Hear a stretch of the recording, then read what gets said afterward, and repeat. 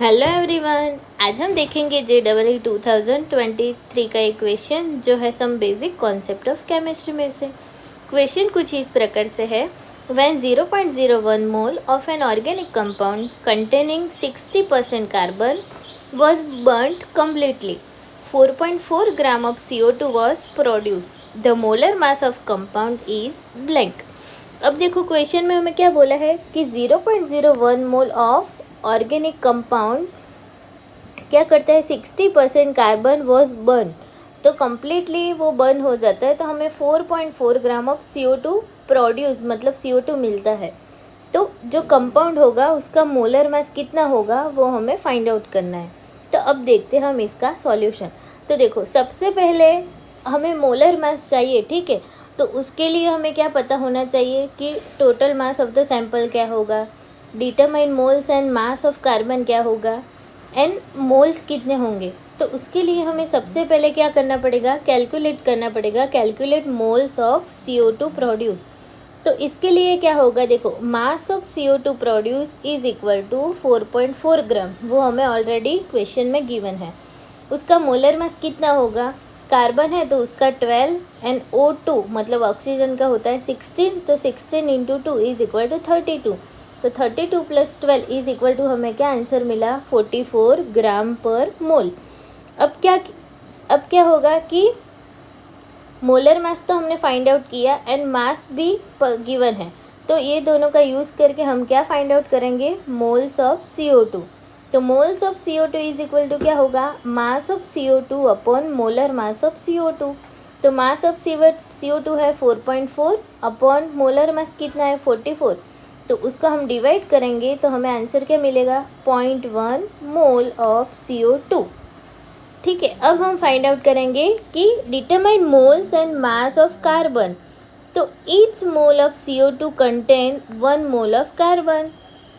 ठीक है, तो क्या हुआ, जितने कार्बन मिलेंगे उतने ही मोल्स ऑफ होंगे CO2 के। तो देखो moles of carbon is equal two moles of CO2, मतलब अगर CO2 हमें 0.1 मिला तो कार्बन भी कितना होगा, 0.1 ही होगा।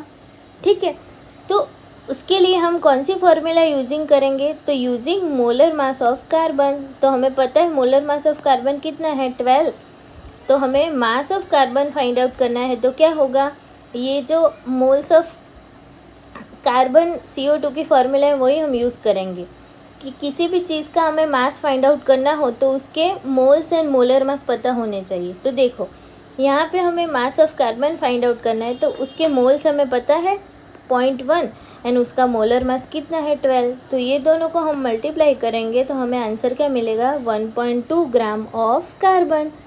तो अब क्वेश्चन में हमें ऐसा बोला है कि 60% कार्बन क्या किया है, हमने यूज़ किया है। तो compute total mass of the sample कितना होगा 60%, तो वो हमें परसेंटेज में गिवन है, तो हम उसका क्या फाइंड आउट करेंगे कि टोटल मास मतलब W क्या होगा। तो देखो thus 60% of the total mass W equal mass of the carbon कितना था 1.2 ग्राम, तो 0.60 into W is equal to क्या मिलेगा हमें 1.2 ग्राम। तो देखो W हमें फाइंड आउट करना है, तो क्या होगा, W is equal to 1.2 gram upon 0.60। क्यों यहाँ पे हमने 60 लिया, क्योंकि हमें क्वेश्चन में ऑलरेडी मेंशन है कि 60% कार्बन है, इसलिए परसेंटेज है तो उसको परसेंटेज हटा देंगे, तो क्या करना पड़ेगा, 100 से हमें उसको डिवाइड करना पड़ेगा, तो क्या आएगा 0.60। तो 1.2 अपॉन 0.60 करेंगे तो हमें आंसर क्या मिलेगा 2.0, मतलब टोटल मास ऑफ सैंपल कितना होगा 2.0। तो इसके अकॉर्डिंग अब ये सब का हम यूज़ करके क्या फाइंड आउट करेंगे, molar mass of the organic compound. तो देखो द सैंपल साइज कितने मिली हमें 0.01 मोल, जो हमें क्वेश्चन में ऑलरेडी गिवन है। विच वेट 2 ग्राम, क्योंकि हमने जो टोटल मास ऑफ सैंपल देखा था वो कितना हुआ 2 ग्राम हुआ, तो उसके अकॉर्डिंग हम उसका मोलर मास फाइंड आउट करेंगे। तो जब भी हमें मोलर मास फाइंड आउट करना हो तो क्या करेंगे, टोटल जो सैंपल मिला मतलब जो सैंपल होगा उसका टोटल मास कितना होगा अपॉन टोटल मोल्स कितने होंगे।